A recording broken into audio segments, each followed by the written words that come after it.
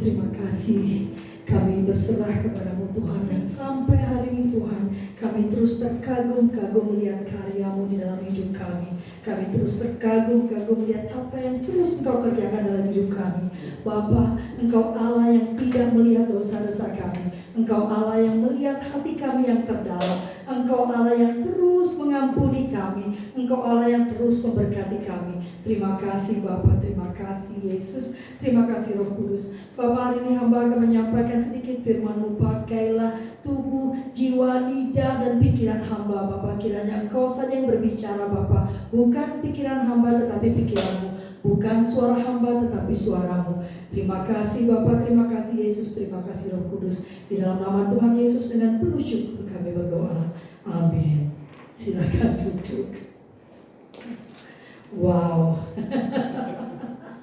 Aku rasa mereka perlu minum yang banyak ya, karena tadi sudah luar biasa. Terima kasih sahabat-sahabat yang sudah mengikuti kami secara live di Instagramnya Pendeta James ya, bukan di Instagram kita. Selamat datang di Faith International Church ya, sebuah gereja yang dikhususkan untuk Tuhan ya, dan kita datang ke sini untuk benar-benar mengenal kasih Tuhan dalam hidup kita. Amin. Kita sambil nungguin yang lain ya, jangan-jangan mereka terus pindah ke belakang, penyembahan pujian di belakang nanti. Dan hari ini khotbah kita setelah 1 bulan kita bicara tentang walking with God.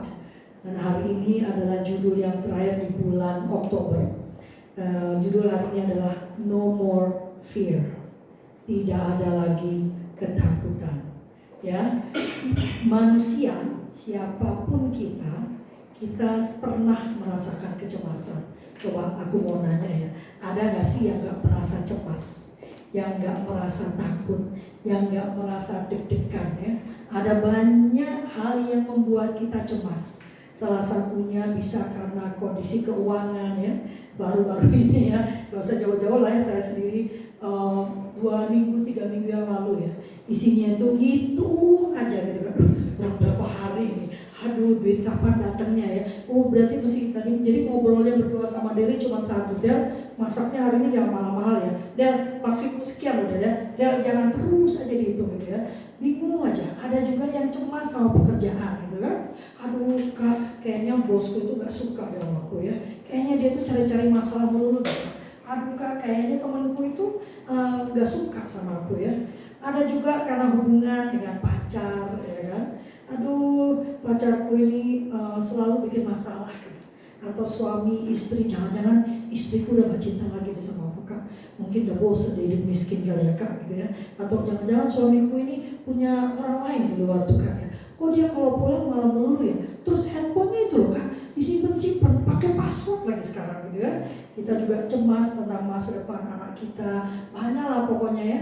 Dulu waktu saya pertama kali awal-awal masih sendirian gitu ya, atau enggak deh, waktu anak-anak masih kecil ya, waduh takut sekali, gimana nanti kalau mereka besar ya, cukup gak duit saya, kan udah ya, ujung-ujungnya duit lagi ya, cukup gak nanti sekolah kita hitung kan, wah SD itu segini loh, SMP ternyata kan selalu naik terus, percuma juga kita hitung ya, naik aja gitu ya, dan banyak sekali yang kita cemaskan. Dan rasa cemas itu sebetulnya manusiawi. Karena kecemasan itu, ketakutan itu menjadi alarm buat kita ya, menjadi pengingat untuk kita kalau sesuatu yang buruk bisa terjadi. Masalahnya kalau kemudian kecemasan itu berlanjut dan kita biarkan terus-menerus, ketakutan itu kita biarkan terus-menerus mempengaruhi hidup kita, bahkan menguasai hidup kita, yang ada ketakutan itu akhirnya mengganggu kesehatan kita. Benar ya? Kita sering ketemu dengan orang-orang ini, kalau saya mendoakan yang sakit gitu kan, biasanya kan nggak cuma datang berdoa terus pergi ya, ngobrol gitu kan, dan hampir let's say 80% ya, 80% dari mereka itu punya kepahitan. 80% dari mereka itu punya sakit hati di masa lalu. Saya juga bingung ya, tiap kali mau datang ke yang sakit, pesan Tuhan cuma satu, doakan kedamaian hatinya. Lah ini kan lagi sakit Tuhan, kenapa lu ngomongnya kedamaian dulu gitu kan. Tapi ternyata setelah didengarkan, mereka itu punya kepahitan yang dalam gitu ya. Dari masa yang udah lalu, jangan-jangan yang membuat mereka kepahitan itu kan gak ada orangnya gitu kan. Tapi itu mereka pendam terus sekali saat saya terganggu. Ada juga yang saya melihat ini terjadi pada diri saya sendiri sebetulnya. Kepahitan yang saya rasakan di waktu kecil menimbulkan ketakutan gitu kan. Kalau kita punya pengalaman buruk nih, waktu tanda-tanda itu muncul udah parno. Waduh, jangan-jangan nih, kayaknya dulu tuh soalnya kayak gini nih, tanda-tandanya. Kalau begini nih biasanya begitu, ini bisa begitu. Dan akhirnya ketakutan luar biasa itu membuat hubungan saya hancur. Ya, hubungan saya dengan bapaknya anak-anak hancur. Maka rasa ketakutan, kecemasan yang terus dipelihara, tuduhan-tuduhan dosa yang terus dipelihara, pada akhirnya hanya akan membuat kesehatan kita terganggu, hubungan kita dengan orang sekitar juga terganggu, karena orang yang penuh ketakutan itu jadi orang yang menyebalkan. Benar ya kan? Dan juga terutama pada pekerjaan kita, karena ketakutan yang berlebihan, kita tidak bisa berpikir dengan baik. Ragu-ragu, tidak berani melangkah. Pada akhirnya pekerjaan kita pun jadi terancam. Nah, manusia berusaha mengendalikan kecemasannya. Kayaknya aku punya slide deh. Boleh ditayangkan slide yang aku kasih? Ya. Banyak cara kita mencoba mengendalikan kecemasan kita. Manusia mengira dengan memastikan segala skenario, ya, pernah dengar kan? Bikin rencana jangan cuma rencana A, B gagal harus ada rencana C, mitigasinya panjang benar gitu ya.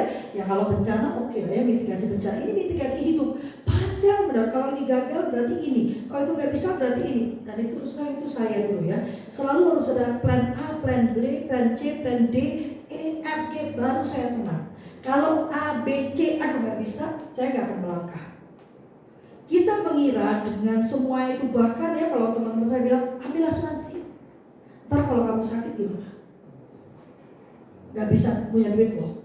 Nanti kalau anakmu gede bayar SD, maksudnya gimana? Ambil asuransi, kata dia kan. Nanti kalau kamu tiba-tiba mati, sampai kita mati loh, gimana? Lalu juga mereka sibuk nabung ya kan? Ngumpulin tuh duit tuh. Mereka mengira nanti kalau nabung pangkal kaya, kalau tua beres. Saya pernah ngitung gitu kan, tabungan asuransi gitu kan, dikalikan dengan inflasi, nggak cukup. Yang ada uang yang kita tabung sekarang kita pikir gede, di masa kita tua nanti dia jadi kecil loh.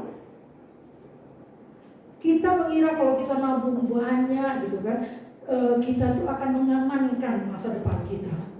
Pada intinya manusia itu ingin memegang kendali atas semuanya. Menariknya nih, hampir semua teman saya yang cerita, saya ini kan Tuhan memberi saya berkat, itu orang kalau dekat saya, mereka tuh mudah sekali menceritakan permasalahannya ya. Saya nggak tahu kenapa, bahkan yang tidak saya kenal pun nanti tahu dia cerita gitu. Pokoknya kamu sama saya semalam gitu, udah pasti nanti seluruh cerita hidup itu keluar semua ya. Pendeta James saja belum ya, kayaknya di sini dia kan. Dia belum bercerita, dia masih jual mahal ya. Udah sih dikit-dikit ya pendeta ya. Tapi yang saya dengar justru mereka yang sangat rigid ya, mencoba memastikan semua kegiatannya, dia justru jatuh dalam depresi. Baru-baru ini ada satu teman saya yang menyatakan dirinya itu depresi. Jadi dia bilang dia bolak-balik ke rumah sakit sekarang, nemuin psikolog gitu kan. Bahkan psikolog udah gak mampu lagi, dia harus ke psikiater karena harus disupres yang namanya depresi dia. Dia perlu obat untuk menangani depresinya. Kecemasan kita timbul karena kita merasa tidak bisa mengendalikan situasi. Manusia ingin mengendalikan segala-segalanya. Benar ya? Kita mau semuanya pasti. Saya dulu seperti itu ya. Bahkan kalau saya boleh cerita dulu ya, jangankan pindah kota ya, kalau ke Jakarta pindah itu sudah pindah kota, dari Jakarta Timur ke Jakarta Barat misalnya ya. Saya itu hitungnya panjang banget. Oke, berarti gajiku sekarang berapa? Di sana nyewa rumah berapa? Terus masak sehari berapa? Terus dari situ ke kantor itu naik Gojek, kan belum ada mobil ya. Naik Gojek berapa? Terus makan kalau saya ini berapa? Dihitung, akhirnya nggak jadi karena nggak cukup. Ya kan? Selalu semuanya dihitung dengan rinci. Kalau saya merasa di atas kertas itu setidaknya cukup, kalaupun cukup cukup, saya nggak mau bergerak. Harus ada sisanya sedikit. Luar biasa ya. Makanya nggak kemana-mana saya. Sementara kita itu tidak akan pernah bisa mengendalikan situasi. Makin saya tua, makin saya melihat bahwa tidak ada satupun dalam hidup ini di luar diri saya yang ada dalam kendali saya. Sudah enak nih dapat kontrak. Kemarin anak saya bilang ya, hidup saya ini orang muda sekarang itu katanya, kami ini hidup di tengah zaman yang tidak menghargai komitmen, katanya ya. Kenapa? Karena sudah tanda tangan kontrak pun mah, dia bilang gitu ya. Sudah tanda tangan kontrak nih, tiba-tiba dibatalkan sepihak tanpa ada penjelasan lebih lanjut. Padahal itu sudah komitmen hukum, dia bilang gitu kan. Sudah ada komitmen hukumnya, tetap dia dibatalkan. Dan itu mengajarkan pada kita bahwa hidup itu selalu memberikan kejutan-kejutan. Tidak ada sekalipun dalam hidup ini yang sesuai dengan rancangan kita. Saya jelas tidak pernah merencanakan suatu hari saya akan sendirian mengurus 2 anak saya. Tidak mungkin. Tidak ada satupun manusia yang berencana nanti 15 tahun game over ya. Semua pasti punya rencana tua bersama. Dulu kak saya juga hayalannya begitu ya. Tua bersama, nanti kalau sudah pensiun duduk di depan ya, nenek-nenek itu kan pakai teh ya di depan ya, gorengan, ngobrol berdua gitu kan. Tidak ada seorang pun yang merencanakan keburukan dalam hidupnya, tapi hidup sedemikianlah adanya. Maka kita sebagai manusia tuh perlu tahu bahwa tidak ada sesuatu pun di luar diri kita yang bisa kita kendalikan. Ya. Ada desem di sini. Saya desem ini otaknya udah mikir ya. Ini benar gak nih Kak Dovi ini ya? Iya kan? Benar gak? Tidak ada satupun yang bisa kita kendalikan. Dan akhirnya saya berhenti mencoba mengendalikan apapun ya, kecuali diri saya sendiri. Cara saya mengendalikan diri mungkin belum cocok dengan beberapa orang. Karena tadi sore baru bisa ditegur dengan Pendeta James, ya kan? Dalam salah satu tindakan saya yang dalam rangka saya mencoba mengendalikan diri saya sendiri, mengatur diri saya sendiri. Saya tahu apa yang saya tahu kapasitas saya, dan saya membuat keputusan. Tadi saya baru ditegur tadi sore ya. Kabar baiknya sahabat, kabar baiknya, kita sebagai manusia kita tidak punya kemampuan untuk mengendalikan apapun.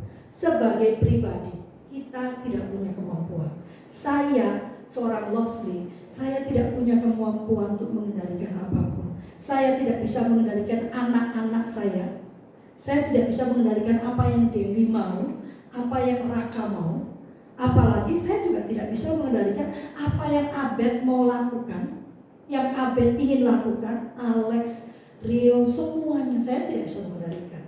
Saya tidak punya kendali, saya tidak punya kekuatan, saya tidak punya kemampuan. Baru tadi waktu Pendeta James menyembah ya, terpikir dalam tersirat dalam pikiran saya, Tuhan, siapalah saya ini ya? Saya tidak punya kekuatan. Lalu saya berpikir, biarkanlah saya terus berada dalam tidak kekuatan saya, hingga saya terus mengandalkan kekuatan Tuhan. Biarkanlah saya terus dalam kebodohan saya, supaya saya memakai kepandaian Tuhan, bukan kepandaian saya sendiri. Kabar baiknya sahabat-sahabatku, kita yang sudah menerima Yesus, ini sudah menerima Yesus semua kan? Sudah ya? Ada yang belum? Sudah ya? Yang sudah menerima Yesus sebagai juru selamat, sebenarnya kita pun sudah menyerahkan hidup kita, benar? Sudah menyerahkan hidup kita kepada Tuhan. Sehingga sebetulnya hidup kita ini sekarang adalah tanggung jawab Tuhan. Karena Dia yang memiliki hidup kita sekarang. Hidup kita ini bukan lagi kita yang menentukan, tapi Dia yang menentukan. Dan itu menurut saya sesuatu yang sangat melegakan ya. Apalagi buat saya yang sendirian, tahu bahwa hidup saya ini ada yang bertanggung jawab. Yang bertanggung jawab atas hidup saya itu bukan lelaki, karena saya perempuan ya, bukan lelaki, bukan suami.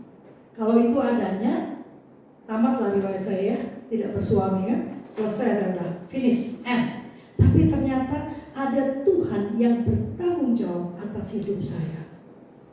Sehingga kalau Anda mau menghilangkan, karena judulnya kan no more fear, tidak ada lagi ketakutan, tidak ada lagi kecemasan. How?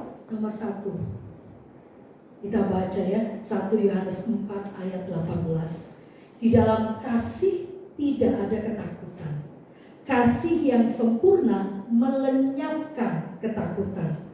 Sebab ketakutan mengandung hukuman, dan barang siapa takut, ia tidak sempurna di dalam kasih. Saya mau pakai ilustrasi orang tua kepada anaknya. Kembali, anak kepada orang tuanya. Yang sudah punya anak, yang pingin punya anak, ya, coba kita perhatikan anak-anak ini ya. Bukankah mereka bermain dengan gembiranya, nggak tahu kalau bapak ibunya mumet ya, hari ini belum ada beras. Tapi dia tetap tersenyum, dia tetap bahagia. Kenapa? Karena dia tahu ayahnya atau ibunya, karena mungkin ada yang orang tua tunggal kan ya, ayahnya atau ibunya, mereka akan melakukan apapun untuk memberikan yang terbaik. Dia percaya bahwa bapak ibunya itu begitu mengasihi dia, sehingga dia tahu semuanya itu baik-baik saja. Dia tidak takut nanti makan apa ya, dia nggak takut nanti pakai baju apa ya. Dia percaya bapak ibunya pasti akan memberikan yang terbaik. Sedihnya saudaraku ya, sekarang banyak orang tua yang tidak menyadari itu, sehingga banyak anak-anak yang tidak merasakan rasa aman itu. Buat saya, parenting itu sangat penting. Kenapa saya percaya tugas pertama dan utama saya adalah menjadi perantara agar kasih Tuhan yang abstrak ini, ya kan, Tuhan itu kan abstrak, bisa dia kenali. Karena yang pertama dia melihat kasih itu dari bapak ibunya. Dia bisa merasakan kasih yang nyata, baru dia bisa merasakan kasih yang abstrak ini. Karena Tuhannya nggak kelihatan kan, nggak tahu muncul. Anak-anak ini merasa dia aman, dia nyaman. Kenapa? Karena dia tahu ayah ibunya sangat mengasihi dia. Bukankah kita lebih baik nggak makan dulu ya? Waktu Raka masih umur 3-4 tahun, Raka itu anak saya pertama ya. Dia itu punya alergi ayam. Jadi Raka tidak bisa makan apapun dari ayam. Ayam dan turunannya, telur segala macam, kuahnya dia nggak bisa. Kalau dia kena ayam, dia asma. Sementara pendapatan kami tahun itu ya, dengan satu anak yang asmatis itu, pendapatan saya, bapaknya belum kerja waktu itu ya, pendapatan saya cuma 250.000 per bulan. Bisa hidup ya 250.000 per bulan. Kos-kosan itu zaman dulu 100.000 lah, 100.000, 150.000 per bulannya satu kamar. Anak saya ini harus makan daging, hanya bisa makan daging. Apa yang bapak ibu lakukan, teman-teman lakukan pasti dong, dagingnya untuk anak, bapak ibunya makan tempe. Ya, tempe sekarang mahal ya, zaman dulu masih murah ya, ya kan? Kita makannya kalau di Jawa itu namanya gereh, kalau di sini namanya apa ya? Ikan asin ya, ikan asin yang satu kotak itu ya. Jadi dan karena Raka itu dia nggak mau makan, dia paling suka soto Madura. Tadi kita makan soto Madura ya. Soto Madura itu yang daging ya, dan dia sukanya otak. Mahal bapak ibu ya, teman-teman itu mahal banget. Jadi seringkali kami itu pergi bertiga, saya dan bapaknya, Raka makan soto, kami ngobrol. Karena duitnya nggak cukup. Saya percaya teman-teman juga melakukan. Apapun dilakukan untuk anak kita. Dia pengen McDonald's, dia lagi gak ada. Satu ayam, kamu suami sama istri ngobrol. Yang kita mesra kalau dia pengen ngobrol, kalau gak ada duitnya ya. But we will do anything to make sure that our children are safe, that our children are happy. Benar gak? Benar gak? Apalagi Bapa kita yang ada di surga, Bapa kita yang sempurna. Kita ini kan tempatnya salah, kita ini kan tempatnya kekurangan, tapi Bapa kita Bapa yang sempurna. Kalau yang di dunia saja berusaha memberikan yang terbaik, apalagi Bapa kita. kita merasa aman di dalam kasih orang tua kita. Kita merasa bahwa kasih dia itu adalah untuk kebaikan kita. Kalau dulu itu kan saya berharap begitu ya anak saya. Jadi ada masa saya tidak perlu menjelaskan apapun kalau saya menyatakan tidak. Jadi dua anak saya ini seumur mereka sebesar sekarang pun, yang satu sudah 27 tahun, dari di 22 tahun, yang 27 tahun pun kalau saya katakan kakak mohon maaf ya, menurut mama tidak usah pergi, maka dia tidak akan pergi. Dia sangat percaya bahwa saat ibunya mengatakan tidak, artinya ibunya benar-benar melihat ada bahaya di situ, ada sesuatu yang tidak tepat, sehingga tanpa bertanya kemudian dia akan berhenti melakukannya. Demikianlah kita dengan Bapa kita di surga. Kita sangat percaya pada kasih Tuhan Allah kita. Kita percaya bahwa kasihnya itu membawa kebaikan. Kasih Tuhan bukan menimbulkan ketakutan. Sehingga saya suka heran kalau dalam khotbah itu kemudian perkatakan semua hal yang membuat kita trembling, takut. Memang kita harus gentar. Gentarnya itu bukan karena takut, tapi gentarnya itu sakit. Kamu baik banget sih Tuhan. Setiap hari dalam hidup saya bukan berasal dari agama ini ya. Saya lahir dan besar dari agama yang berbeda. Tapi sejak saya mengenal Tuhan Yesus, setiap hari saya selalu terkagum-kagum, Tuhan kok bisa ya. Saya berdiri di sini ini aja sudah mujizat ya. Kalau pendeta James berdiri, lalu menjadi pendeta, lalu berkhotbah, ya iyalah ya. Beliau melayani berapa puluh tahun pendeta? Melayani berpuluh tahun ya. Ada 20 tahun ya dirimu ya. 20 tahun melayani, WL semua selalu di dalam gereja. At the end of the day, he became a pastor. At the end of the day, he became a shepherd. Masuk akal belum? Ya kan? It meant to be gitu loh. Udah WL. Tadi kita lihat kan betapa luar biasanya kan. Saya sangat terberkati ya. Makanya gereja ini sangat terberkati. Ada pemain musik yang luar biasa. Ya, saya rasa minta pendeta James menjadi WL itu ngantrinya panjang kali ya. Ya kan? Tapi beliau baru tadi sore, aku WL deh. Wah. Tapi siapalah saya ini gitu ya. Kalau saya ini tiba-tiba Tuhan tempatkan, dia suruh saya menjadi gembala, dia suruh saya buka ke gereja. Terus kan waktu dia bilang itu tuh saya menanyanya berkali-kali, yakin? Benar Tuhan. Terus ngeles, gembalanya Desi aja, nggak bisa. Gembalanya Bang Niki aja, ya? Abed ya? Enggak juga, tetap enggak. Akhirnya saya berkata, oke Tuhan. Saya tidak punya kekuatan, saya nggak tahu harus bagaimana. Saya cuma menjalankan perintah Tuhan. Kasih Bapa itu harusnya menghilangkan ketakutan. Lihat tadi ayatnya, di dalam kasih tidak ada ketakutan. Ada lagi yang mengatakan, there is no condemnation, no more condemnation. Begitu kamu masuk dalam kasih Tuhan, maka condemnation itu hilang. Kalau kemudian kita mengajarkan tentang Alkitab dan membuat orang terus merasa tertuduh, I think you are teaching a different kind of love. Because this love, kasih yang ini, di dalam kasih ini tidak ada ketakutan. Yang kedua, seringkali yang mau kita lakukan adalah kita menghilangkan ketakutan. Saya punya satu cerita ya. Saya punya seorang perempuan, karena memang pelayanan saya itu banyak kepada perempuan-perempuan. Saya juga bingung, Tuhan kirimkan banyak laki-laki di dalam gereja ini, ya kan? Saya biasanya tidak mau menerima konsultasi dengan laki-laki. Saya hanya mau menerima konsultasi perempuan. Tapi yang Tuhan kirimkan ke sini laki-laki semua, pemain musiknya laki-laki semua. Jadi ini juga masih Tuhan maunya apa? Tapi cerita perempuan satu ini. Perempuan ini hidupnya stagnan, tahu ya? Dia berhenti di situ. Dia tidak maju, mundur juga enggak sebetulnya. Dia berhenti di situ aja.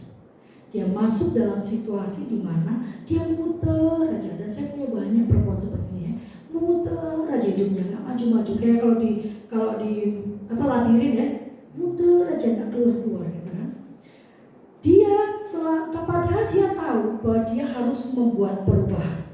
Dia tahu harus melangkah. Dia tahu harus berubah. Dia tahu ini perlu dilakukan. Tapi begitu banyak pertimbangan dan kekhawatiran yang akhirnya membuat dia jadi depresi. Waktu dia ditawarkan sebuah pekerjaan, ya kan?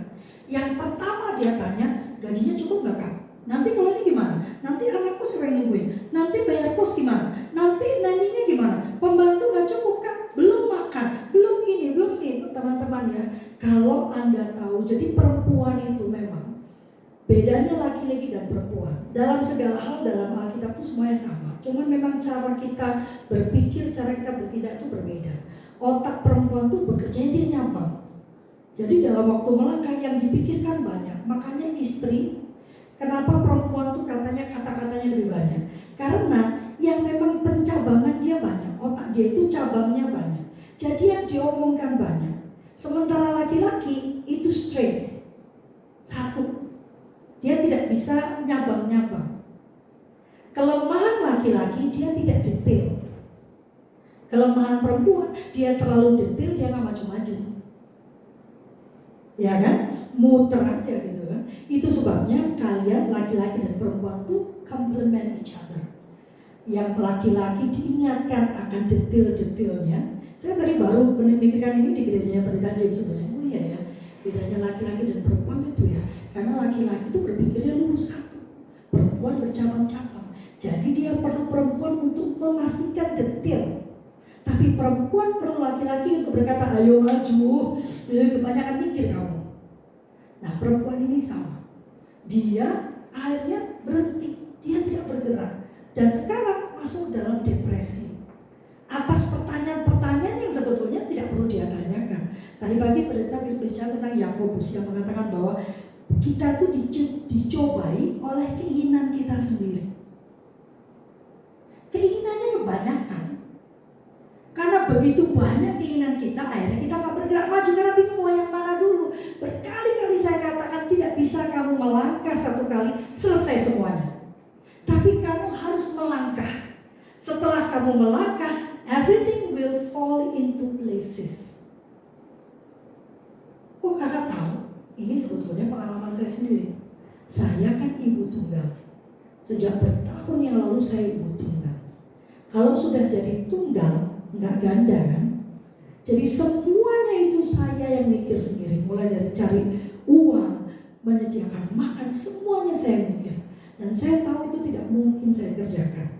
Jadi begitu kami tinggal bertiga, yang saya lakukan pada anak-anak adalah saya bawa duduk mereka bertiga dengan saya. Lalu saya sampaikan kondisi kita berubah. Maka mama perlu bantuan kalian. Sejak itu anak-anak saya belajar untuk bersihin rumah, masak, hal-hal yang tidak bisa lagi saya kerjakan karena saya harus keluar memastikan ada makanan di rumah. Begitu anak saya dewasa, ada lagi yang tidak bisa saya pastikan, keamanannya. Saya nggak tahu dia sama siapa, saya nggak tahu apa yang sedang dilakukan. Saya tidak mungkin ngikutin dia 24 jam, apalagi anak saya besar ya. Anak saya besar tuh seneng banget keluar, punya teman di sini, punya teman di sana, macam-macam. Dan saya stres sendiri. Dan akhirnya saya tahu bahwa sebenarnya ada yang lebih berkuasa dibandingkan saya. Ada yang lebih kuat dibandingkan saya. Siapa? Halo, pada tidur semua ya? Jangan tidur. Siapa yang lebih berkuasa dari kita? Yang lebih berkuasa dari kita adalah Tuhan.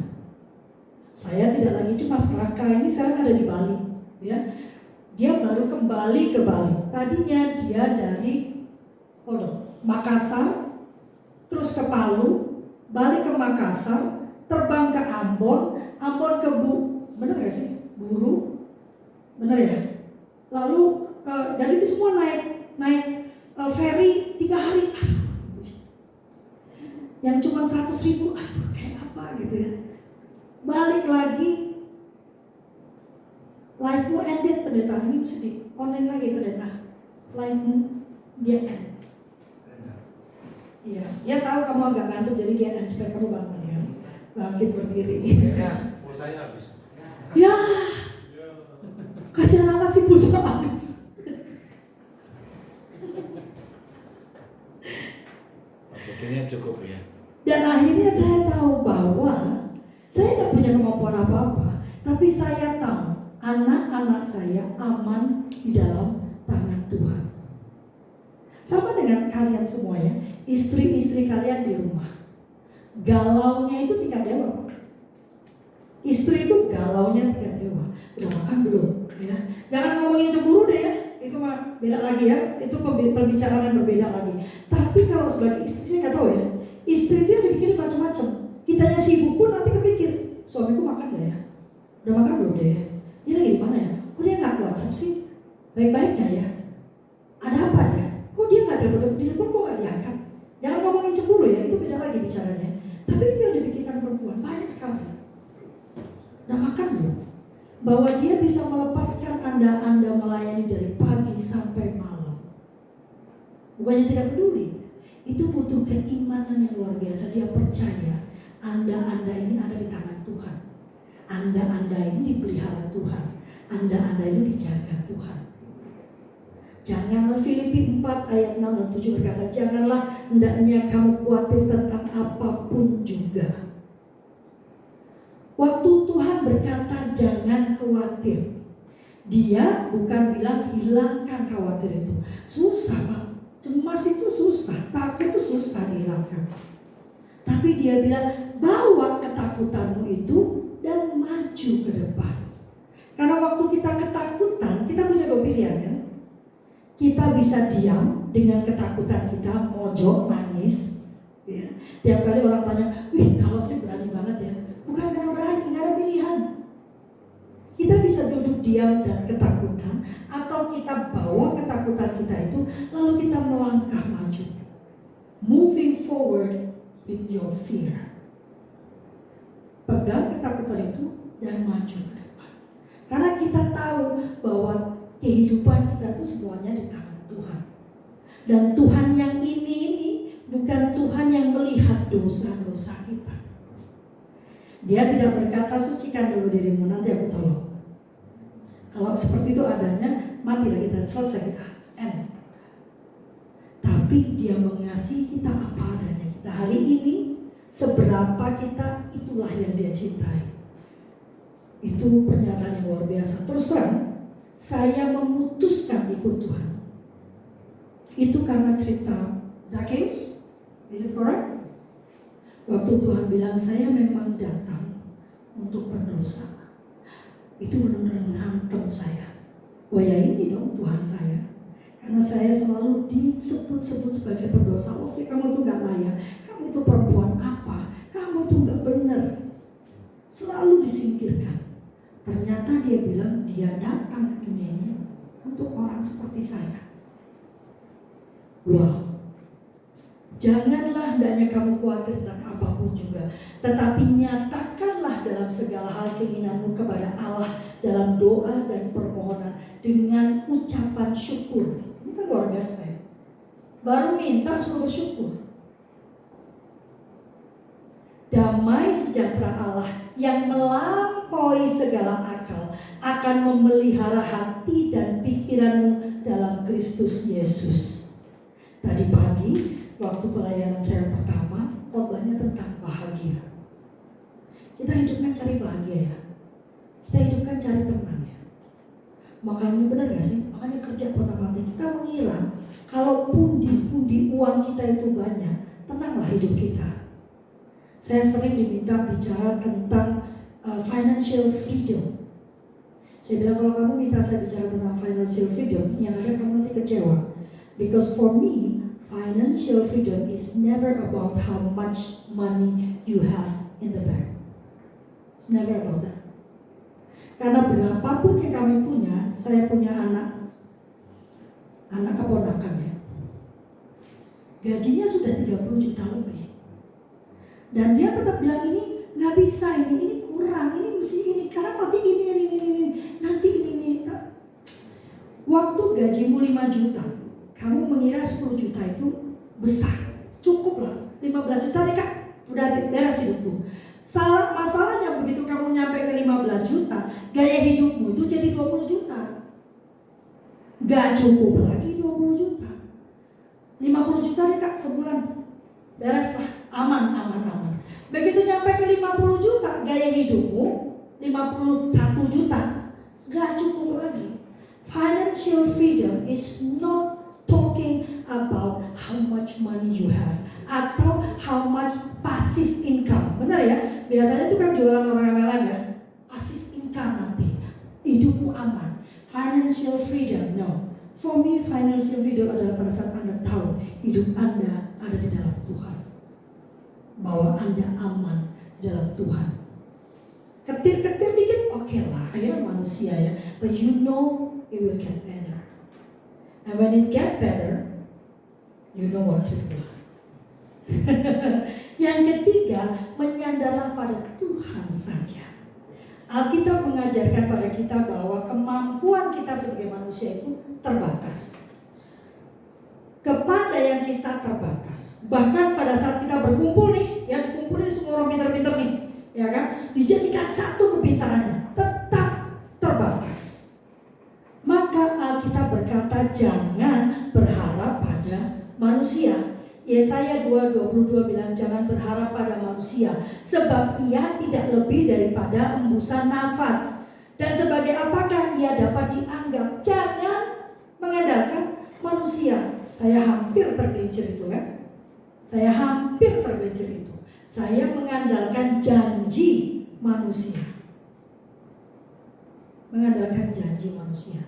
Siapalah dia, bahkan kalaupun dia seorang presiden, dia itu hanya tidak lebih dari embusan nafas.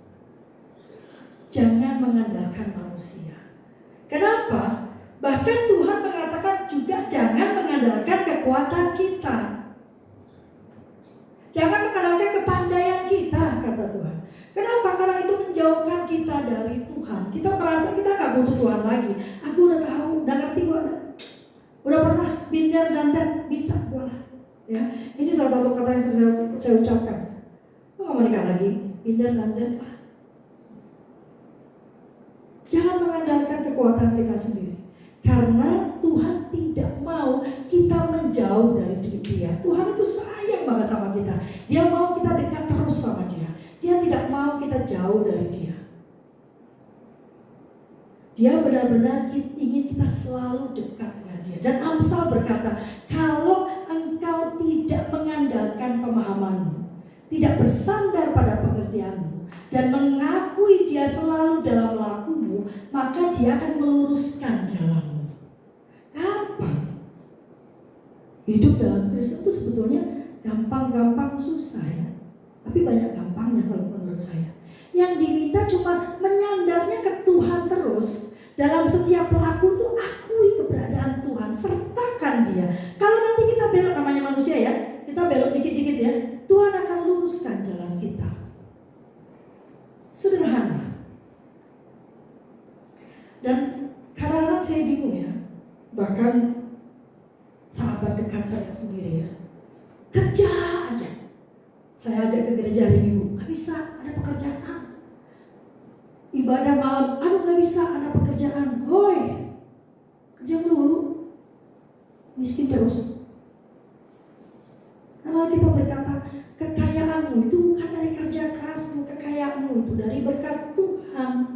Susah payahmu tidak akan menambahinya. Jadi kalau waktunya ketemu Tuhan, ya ketemu Tuhan.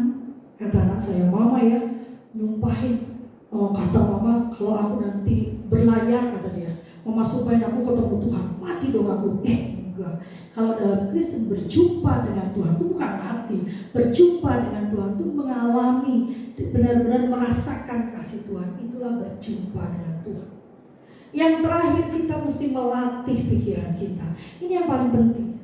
Seringkali nih saya kalau ketemu dengan para perempuan, bahkan di Safe Community ya, DSM ini sahabat saya di Safe Community ya, yang selalu saya ajarkan adalah positive encouragement. Nah ya DSM ya, positive encouragement.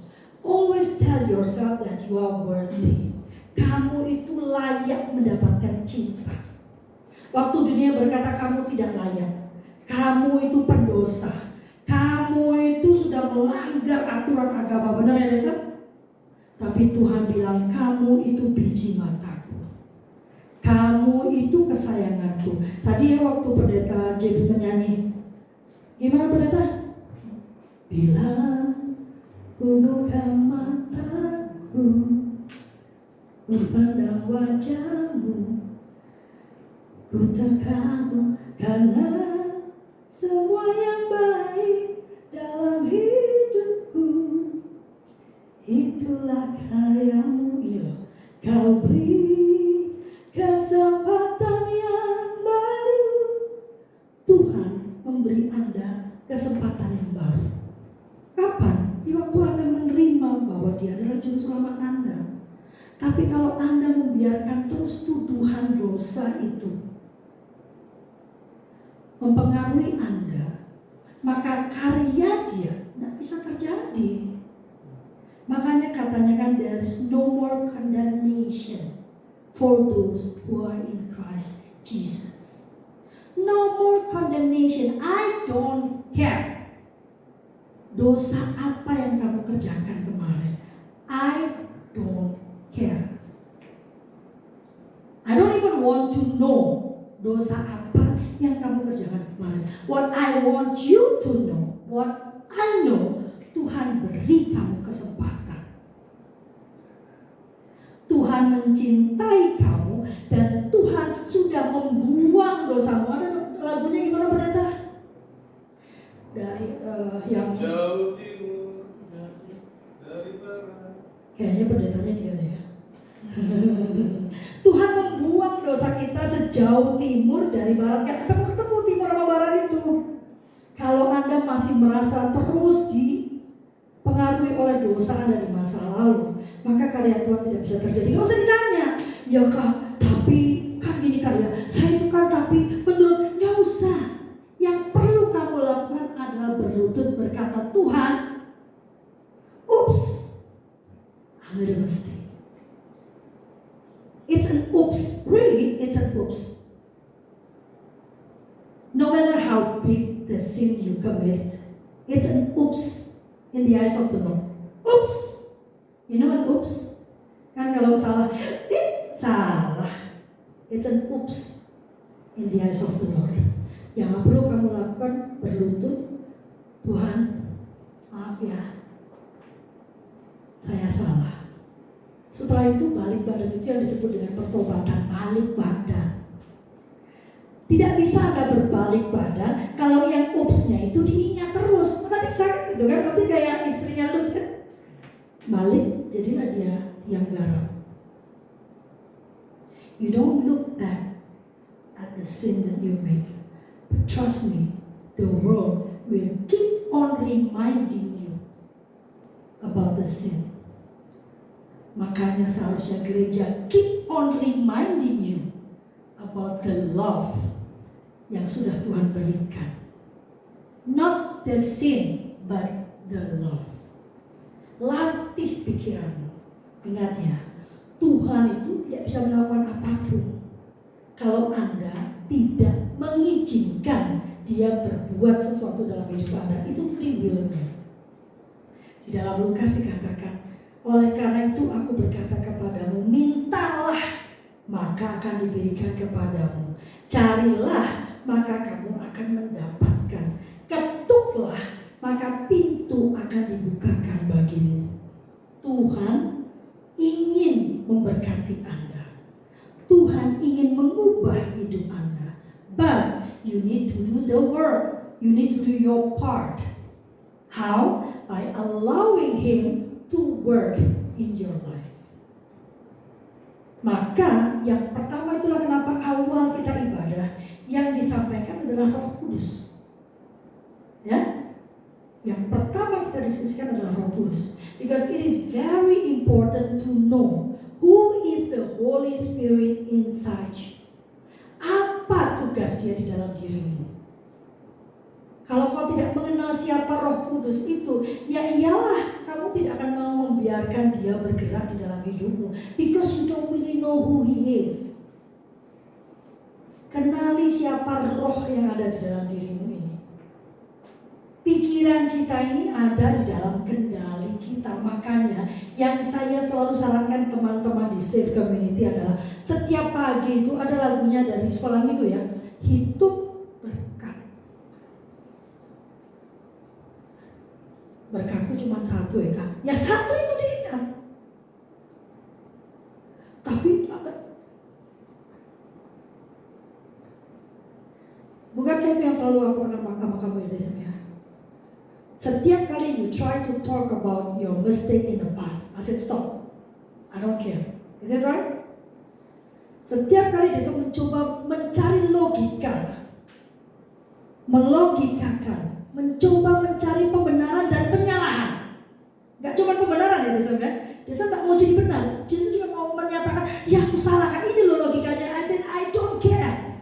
Berkali-kali aku mengatakan dia I don't care. Dia I don't care. What I care is now. Kamu hari ini menyatakan pada Tuhan, Tuhan, yes, I made a mistake. Oops. Maaf ya Tuhan. Dan turn your back, melangkah, hilangkan, lepaskan dirimu dari kutukan dosamu. That's what it called the curse. Curse itu bukan orang ngomong jelek sama kamu. Buat saya curse itu adalah pada saat dosa itu masih terus menggelayuti dan terus menuduh.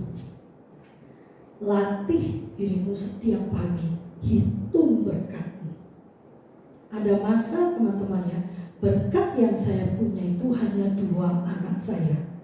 Kami pernah bangkrut total ya, saya bangkrut total. Kalau saya bilang bangkrut itu berarti bangkrut ya.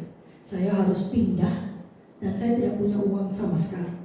Dan saat itu karena saya baru pindah dari agama saya, seluruh keluarga besar saya menyatakan diri saya haram. Tidak boleh dibantu. Kalau mau dibantu, dulu itu almarhum ayah saya bilang, tinggalkan Tuhan bodohmu.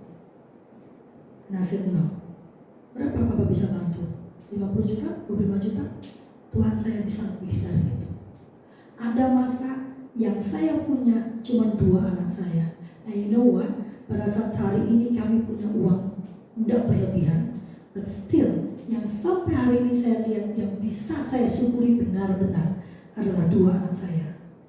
2 anak saya ini waktu semua orang nuduh-nuding kamu perempuan sundal, oh jangan salah ya, perempuan sundal kamu. 2 anak saya yang berkata, Mama, you are a good mother.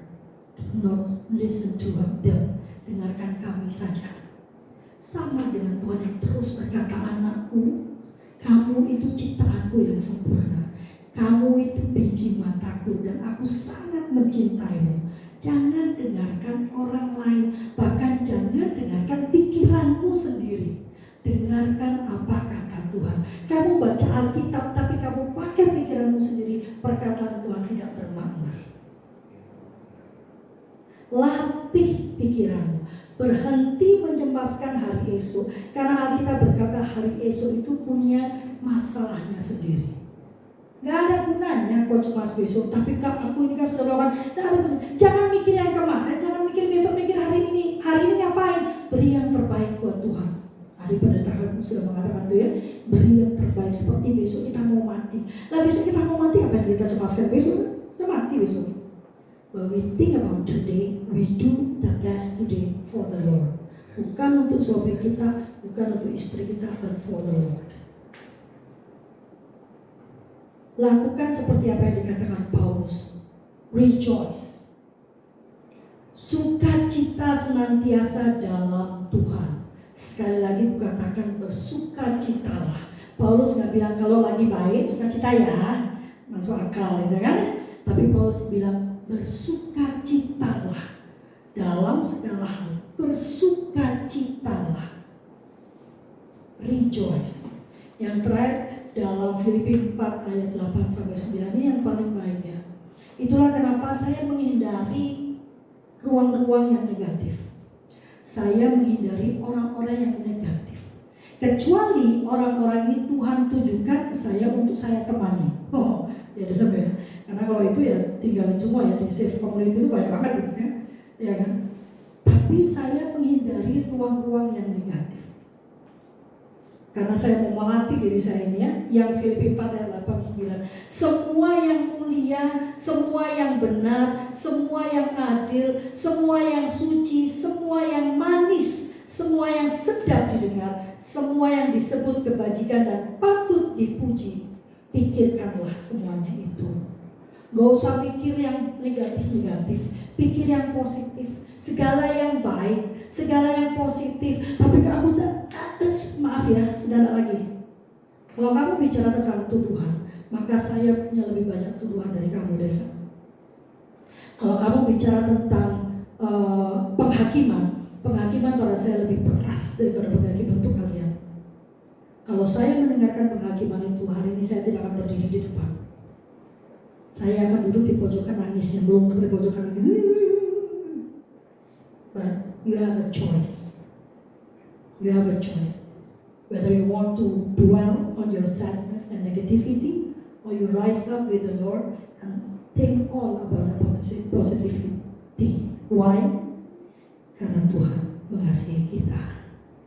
Mau bukti apa lagi kalian bahwa Tuhan mengasihi kita? Dia sudah serahkan nyawanya. Serahkan nyawanya bahkan sebelum kita dilahirkan. So He do love you very much. Very, very much. Saya senang mengucapkan kata I love you. Ya Desa ya. Di situ kan kalau saya tinggalkan pesan, saya akan mengatakan Desa, I love you. Karena dari saya mengatakan I love you pada Abed, maka Abed bisa merasakan, oh iya ya, ada zat, ada pribadi yang gak kelihatan, but he does love me. Mari kita berdoa. Bapa, kami tahu kami ini tempat kesalahan. Kami tahu banyak hal buruk yang dulu pernah kami lakukan. Tapi Bapa, hari ini kami memutuskan untuk berhenti melihat ke belakang dan hanya memandang kepadamu saja. Engkau yang memimpin jalan kami Tuhan, Engkau yang membawa kami Tuhan. Maka kami tahu, kami percaya di dalam-Mu kami aman.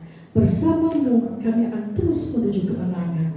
Karena Bapa, tidak ada pribadi, tidak ada zat lain yang lebih kuasa daripada kuasa-Mu. Tidak ada Allah yang lain yang bisa melindungi dan menaikkan kami seperti yang bisa Kau lakukan. Maka Tuhan, hari ini kami berjanji, kami memutuskan, kami akan menyerahkan hidup kami hanya untuk-Mu saja. Menyerahkan semua kecemasan kami, meletakkannya di bawah kaki-Mu, dan kami terbang tinggi bersama-Mu, agar kami bisa menjadi saksi-Mu, dan bahkan nama-Mu makin dipermuliakan dari hidup kami. Di dalam nama Tuhan Yesus, dengan penuh syukur kami berdoa. Kita mau perjamuan kudus.